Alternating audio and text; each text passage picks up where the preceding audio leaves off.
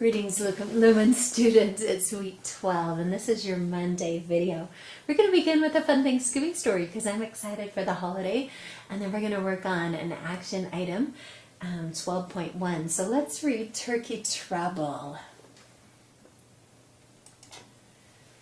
Hey, Turkey Trouble by Wendy Silvano.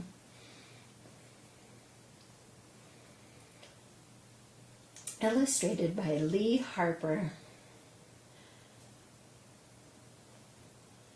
Turkey was in trouble, bad trouble, the kind of trouble where it's almost Thanksgiving, and you're the main course. But Turkey had an idea.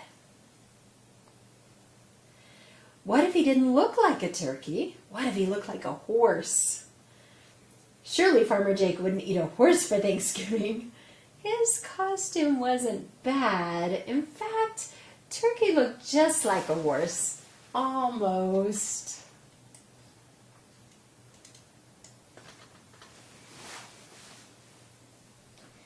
Moo, said Cow. Stop horsing around, Turkey. How'd you know it was me? Moaned Turkey. You're too short, said Cow. Oh, gobble, gobble, grumbled Turkey. But looking at Cow gave Turkey a new idea. Surely Farmer Jake wouldn't eat a cow for Thanksgiving.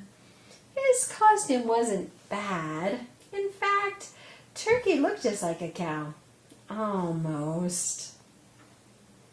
Oink, oink, oink, snorted Pig. Holy cow, is that you, Turkey? How'd you know it was me? Groaned Turkey. You're too skinny, said Pig. Gobble, gobble, grumbled Turkey.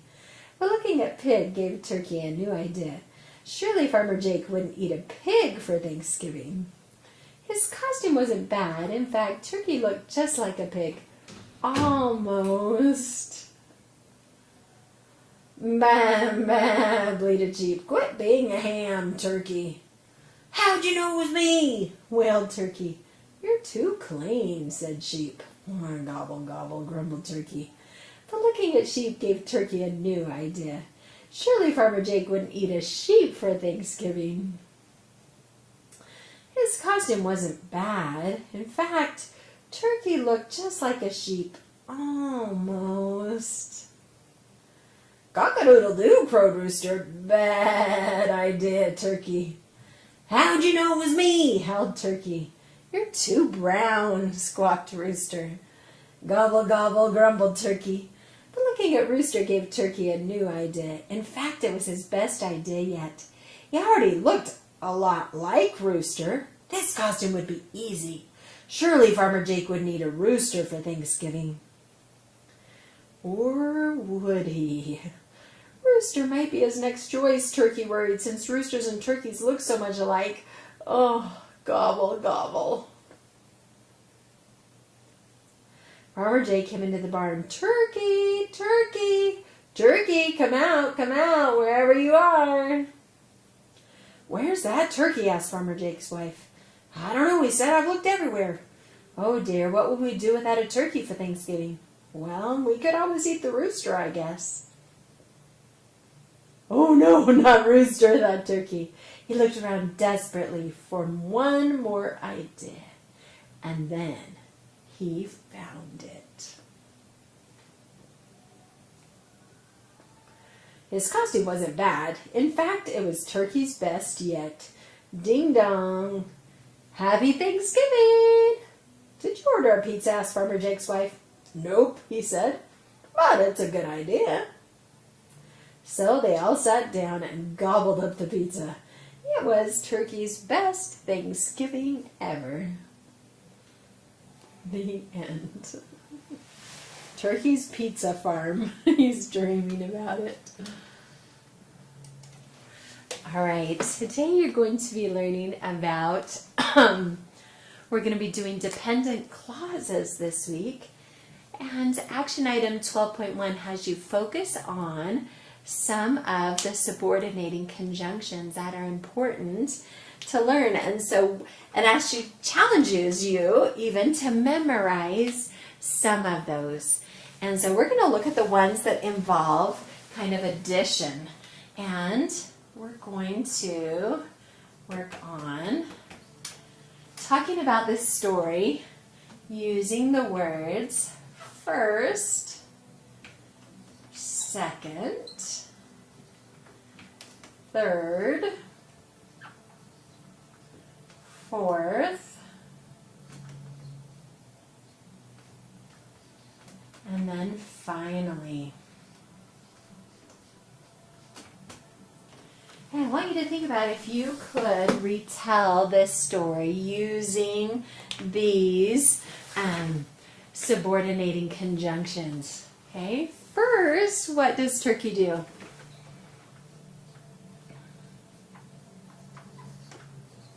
He dresses like a horse, right? Second,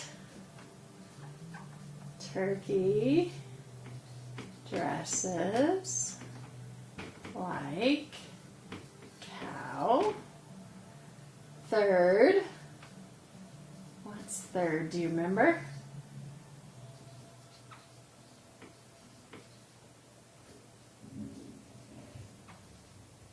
Pig. Then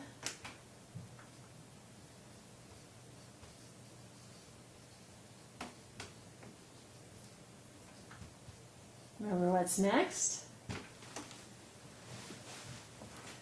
Good. And finally, what was his last costume? Well, not his very last costume, but his last animal costume.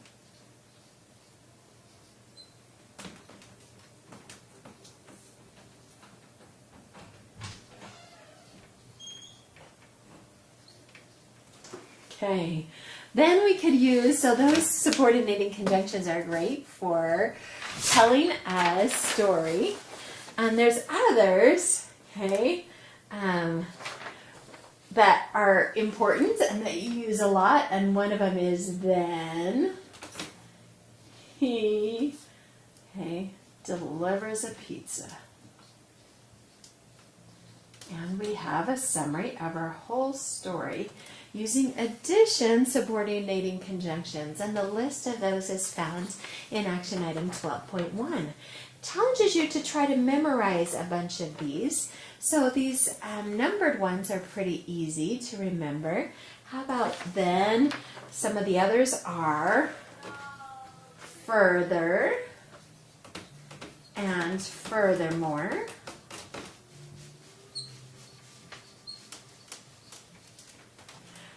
Other ones that we would use are also, besides,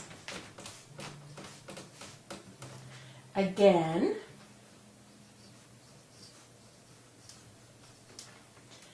and in addition.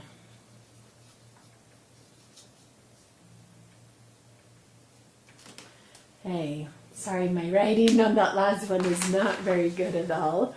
But those are some of the subordinating conjunctions that are important to use when we get working with dependent clauses. And if they come at the beginning of the sentence, they need a comma.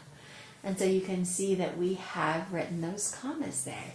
If I erase some of these, will you remember which ones? I'm going to erase this so we can focus on the subordinating conjunctions. I'm going to erase some and see if you can remember which words went there.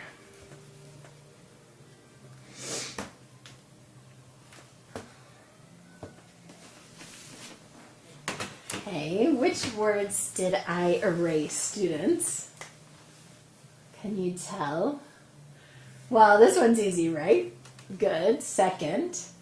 What came here? Yes, finally. How about this one? Here's a clue. It helps you out. Further, right? Further and furthermore. Okay, let's see if we can do a few more.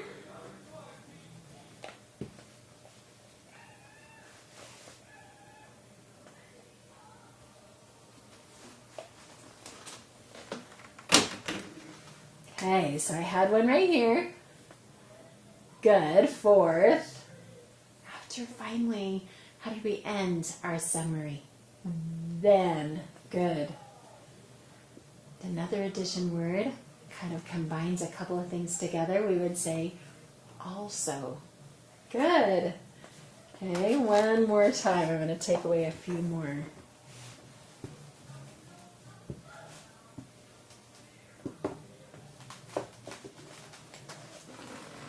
Okay.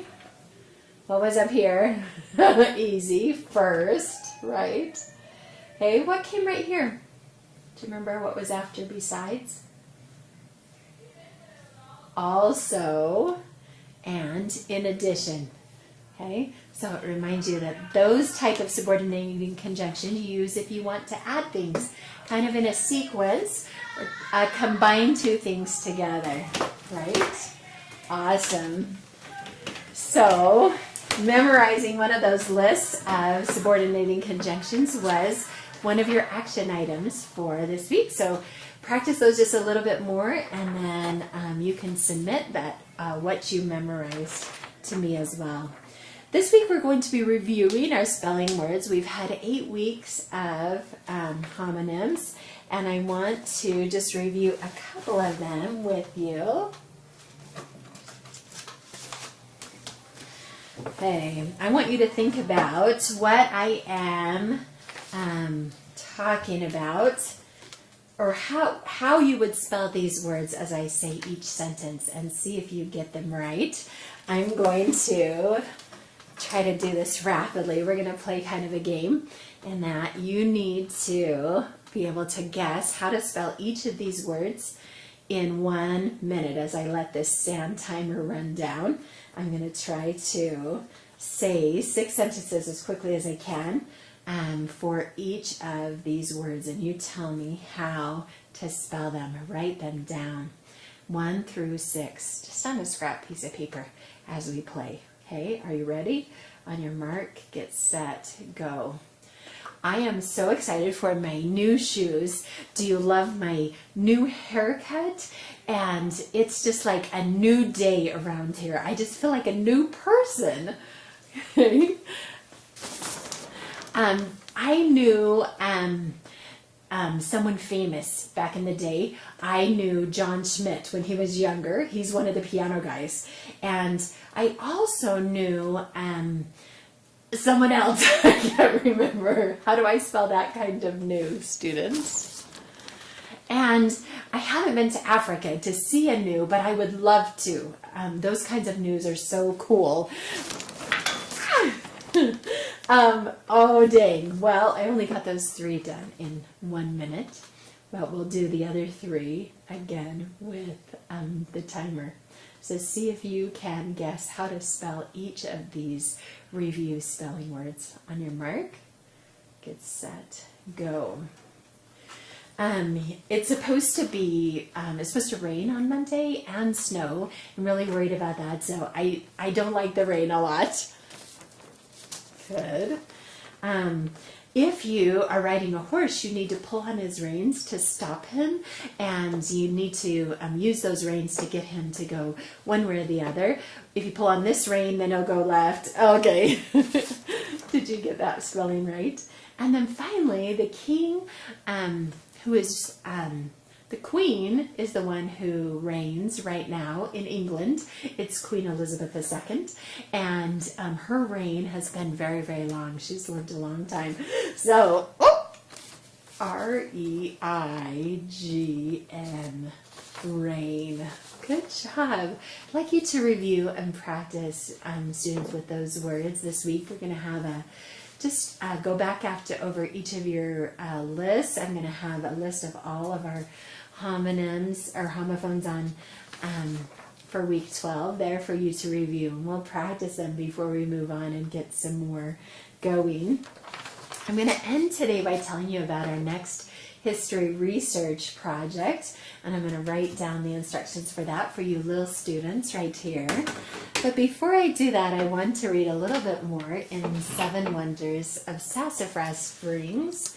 We have, if you remember, they've met out in the woods at this really old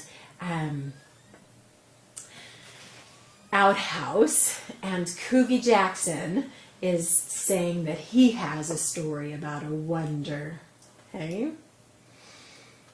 I'm going to back up just a little bit since it's been the weekend since we've read.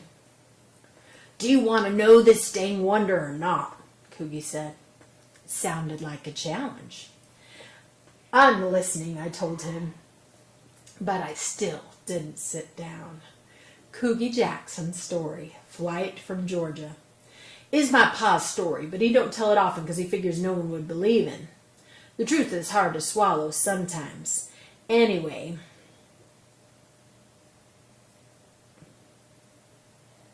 Gladiola, having a hard time. Gladiola is a good 500 miles from Sassafras Springs as the crow flies. And Pa says even a crow couldn't get from there to here in 10 minutes. And that's exactly how long it took my Pa to get here. And they was the longest 10 minutes of his life. He comes in this very outhouse. It may not look like much now, but it was the finest outhouse made by man. My grandpappy built it with his own 2 hands. And my pappy told me my grandpappy said the devil himself couldn't knock this one over. See, there was a bunch of scallywags around Gladiola, a family by the name of Pitt, and they gave Pa a terrible time at school. They gave everybody a terrible time. They scared the little girls, and they cheated at games. And they even tried to burn the school down. They ran roughshod over the whole county, tearing down fences so the cows would get loose, helping themselves to everybody's crops, and stealing the storekeeper blind. But their favorite trick of all was knocking over outhouses. You might say it was a hobby of theirs. They'd let a person get good and settled inside, then they'd rush up and tip it over. It'd take a while for the victim to crawl out, but the yelling started right away. They did it to Grandpappy late one night, and he was madder than anything. He vowed that would never happen to him again, and he set to building a tip-proof outhouse. My Pa says everybody thought he'd lost his mind. He let the crops go to seed, and he hammered on the dang thing night and day. He had a few failures and had to start over, but Pa says he was busting with pride when he was finished. It was a 2-seater with a window, so if there was mischief, Grandpappy could look out and see who the culprits were. He made Pa and his brother try to tip it over. "Harder! Push harder!" he yelled at them. Well, Pa was 16, and he was pretty strong, but that old outhouse wouldn't budge. Grandpappy said it was as solid as the Rock of Ages. I don't know if those Pitts ever tried to tip it over, but if they did, they must have been disappointed. Anyway, Grandpappy and his family could sit in that outhouse with no worry of being tipped again. Then there came a scorcher of a day in August. The air got heavy and still, and the sky had a sickly greenish color. And who ever heard of a green sky? Pa felt the call of nature, and he ducked inside the outhouse. He wasn't sitting there long when he heard what sounded like a train coming, and it sounded like it was coming right for the outhouse. However, the train didn't even pass near their farm, much less Gladiola. As he was pondering that thought, the outhouse started bumping and bouncing like a bucking bronco. He figured the Pitt family was back again. He held on tight to the seat and waited for the outhouse to tip over, but the banging and the shaking got worse. Just as Pa thought Judgment Day had come, the outhouse started spinning around, like the merry-go-round at the county fair. He decided to look out the window and see how the Pitts could manage this. Was he surprised to see he was surrounded by fluffy, white clouds? He wasn't on the ground no more. He was flying high, smack dab in the middle of a cyclone. He thought he was on his way to heaven, and he'd hoped he'd be able to stay there. So any little bad thing he'd ever done, a white lie here, a small mistake there, whirled through his mind as he twirled through the clouds. Next, a funny thing happened. The clouds parted, and Pa could look out the window and see what was under him. What he saw was pure amazing. Blue water as far as the eye could see. It was the ocean rolling right under him. Quick as a blink, he was looking down on castles. He must have been going over Spain or England. He spun around some more and saw those mountains with the snow on top, the Alpines, and before he knew it, he was over the big wall of China, right next to the famous pyramids of India. He rubbed his eyes, thinking he was dreaming, and when he looked down, he was over a big old desert somewhere, and whoosh, he was gazing down at blue waters again. He spun around faster and faster and higher, and you know what? He was whirling over ice and snow in all directions, and there was the North Pole with Santa Claus waving at him. Pa didn't have a chance to wave back, 'cause he was twirled his way straight down along a big river that was so muddy it had to be the Mississippi. He held on for dear life as the outhouse started jerking and jolting, most shaking his teeth loose. Pa figured this was the end, and while he was preparing himself, the outhouse dropped straight down and hit the ground like a load of bricks. Pa says it got real still, real quiet, quiet as snow falling, quiet as, well, dead quiet. It took a while for him to get up the courage to look out the window. He dang sure didn't know what to expect, but he took a deep breath and he looked out and saw this.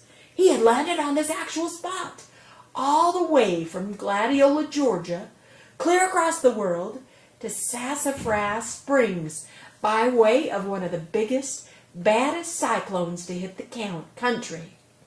He was stunned at first. Shucks, who wouldn't be? He wandered outside, kind of ginger-like. He stumbled his way across the creek to the general. Hiram Yount's father ran it back then, and he called the preacher who listened to the story and let my pa stay at his place for a while. Pa wrote home and got a letter back, saying that cyclone had flattened the house, killing my grandpappy. Grandma and the other young'uns were all right, but they'd lost everything. Poor Grandpappy Jackson. If he'd built his house like he built this outhouse, he might still be alive today. And that's the story of this here wonder, the outhouse that flew around the world. I looked over at Jeb and Maggie and Carrie. Their jaws were just about setting on the ground, and I guess mine was too. I never heard such a story before. Albert stepped forward. "You putting that down with your wonders?" he asked. "You got any proof?"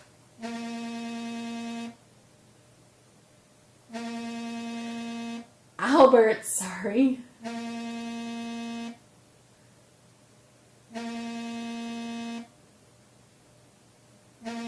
Albert and Kooky exchanged a quick look. "I got proof," said Kooky. "You go inside there. You'll see those 2 seats, and next to the window my pa scribbled a map of what he saw, dated and signed it right there on the wall." My good sense made me hesitate. "There's your proof waitin'," said Albert, pointing at the door. "Go on." So I went inside, and the door slammed hard behind me. Right away I noticed something wrong. There was 1 seat, not 2. I turned to the window looking for some writing and a map.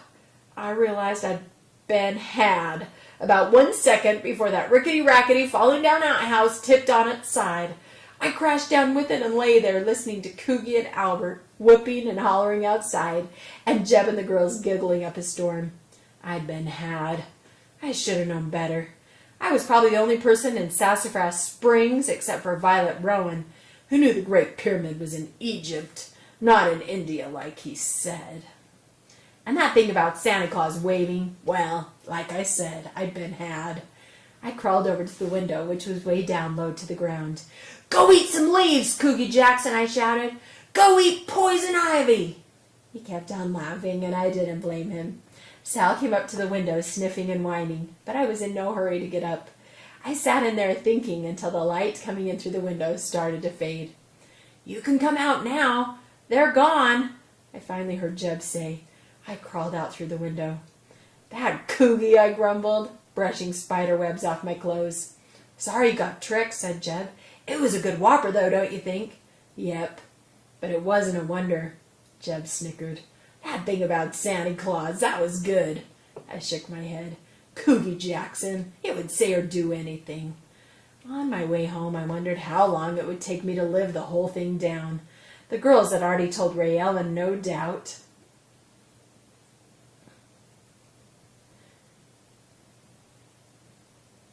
Albert wouldn't be shy about spreading the word. I was ready to hop a train to Colorado and never come back. Pa was heading out of the barn when I got back home. "You find yourself a wonder?" he asked. "Nah, I just saw some friends down at the creek. Pa, you know about an old outhouse in the woods?" "Other side of the creek?" I nodded. Built by a fellow 20 years ago," said Pa. "He was a squatter who pitched a tent in the woods and built that outhouse." Pa stared out at the barn with a faraway look in his eyes. He seemed like a nice enough fellow until Marvin Peavy found out he was stealing folks' horses and selling them over at Oak Creek. The fellow picked up his tent and left in a hurry, but he had to leave his outhouse behind. I can't believe it's still standing. It's not, after today. Pa looked over at me, squinting his eyes. Are you in some kind of trouble? No, I was tricked, and tricked good by Coogie Jackson. I'm never going to live it down, I said. Folks forget over time, Pa said after a long pause. I know some understanding people who lived down worse than that. I'm not going to tell you which ones, though. When we got to the porch, Aunt Pretty was sitting in her rocker. But for once, instead of crocheting, she was sewing with a needle and thread. And she wasn't darning socks either. What's that you making, Pa asked. Well, a boy can't travel on a train in rags and tatters, can he? I'm making even a new shirt. And I'm going to take Grandpa's old trousers out of the trunk in the attic and cut them down, too. Gonna knit him some shoes, too? Pa asked with a twinkle in his eye. Aunt Pretty chuckled. Could if I had a mind to do it. I was feeling confused. Aunt Pretty, I thought you didn't approve of me going. At first I was vexed, I admit. Sometimes folks go away and don't come back. But I'm pleased for you to take the trip, even. I just have my concerns. You seem to have forgotten, Cole, that no one was too happy when Molly married Eli, him being a complete stranger she'd known for about a week. That was 20 years ago. Pa slapped at a mosquito. Guess he's no stranger to Molly anymore. Aunt Pretty's needle darted in and out of the white cloth. I don't even know where those two live, she muttered. Might live in a tent for all we know. Tent would be nice and cool in the summer. Pa gave me a wink. Yes, sir, I might try that sometime. A slight smile played across Aunt Pretty's lips. Maybe I'd better knit even a nice warm sweater, just in case. This conversation was getting under my skin. I haven't got 7 wonders yet, I glanced at Pa. I just wasted a whole afternoon on a joke. Goodness gracious, you have 2 whole days left, said Aunt Pretty. Now stand up and let me see if this will fit. She held the cloth up against my shoulders and said it'd fit just fine. But I had a strong suspicion I wasn't going anywhere. It was the first day I hadn't actually gotten a wonder, and I was feeling gun-shy about showing myself in public again. I sat down on the front step, feeling downright sorry for myself. What good on earth were 4 wonders? I might as well have gone fishing for 4 days. Aunt Pretty put down her sewing and excused herself to put supper on the table. She stopped at the door and sniffed the air. Smells like rain coming. High time, said Pa. After a while, the yard took on that purpley look it gets after the sun has hit the horizon. Pa stretched and sighed, and I could tell he was getting ready to go out and do the milking. So I jumped up first and grabbed a lantern. Let me, Pa. I can handle it by myself. Pa looked surprised but pleased.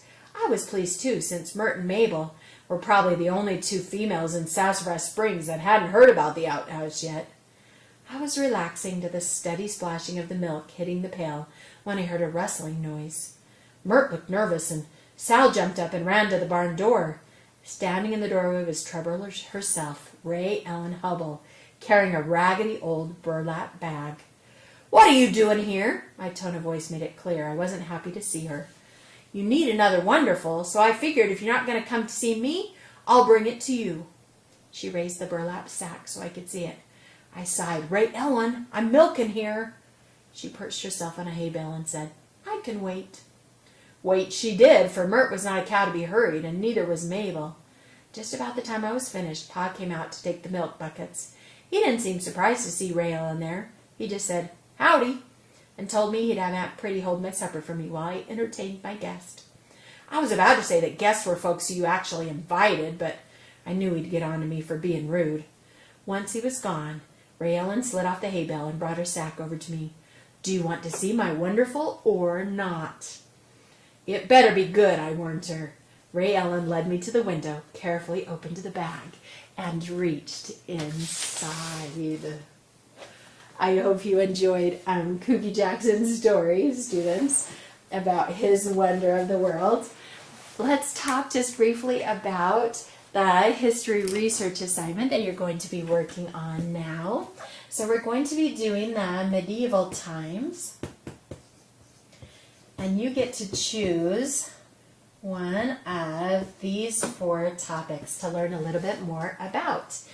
We're going to do The Children's Crusade is number 1. Number 2 is the Knights and their Code of Chivalry, as well as tournaments.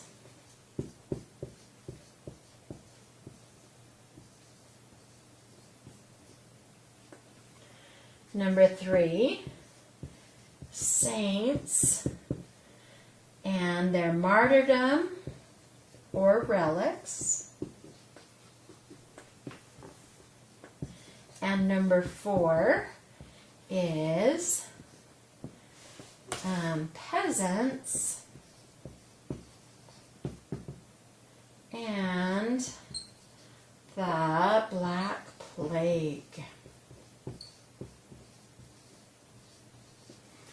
Okay, so you will choose one of these 4 things that you're interested in learning more about, and then we're going to have you write a picture book about them as if you are experiencing this for yourself. So you'll write as if you were a child back at this time experiencing the Children's Crusade. You're going to write like you were a knight participating in a tournament. And you're going to do like you maybe went to see a saint's relic, or maybe you were the saint, or knew, or how, I'm not sure what you could do on that one, but there's different things you could do. And then you were a peasant when the Black Death swept through your village. The name of the site, this is for little students, of course, that you could use to write your picture book, is storyjumper.com. You could also just do this on your own. And you don't need to use a website, but it's kind of fun to use digital illustrations and put your picture book together on a website. I'll demonstrate this website a little bit more during our homeroom and show you some of the things you can do. All the instructions for this history project are going to be found in the little classroom. And I encourage you guided instruction students, if you're interested in doing this project as well, you can. You don't have to, but it's going to be a really interesting and unique project. So I will tell you more about it as we continue to go along. Thanks so much for joining me today, and we'll catch you next tomorrow.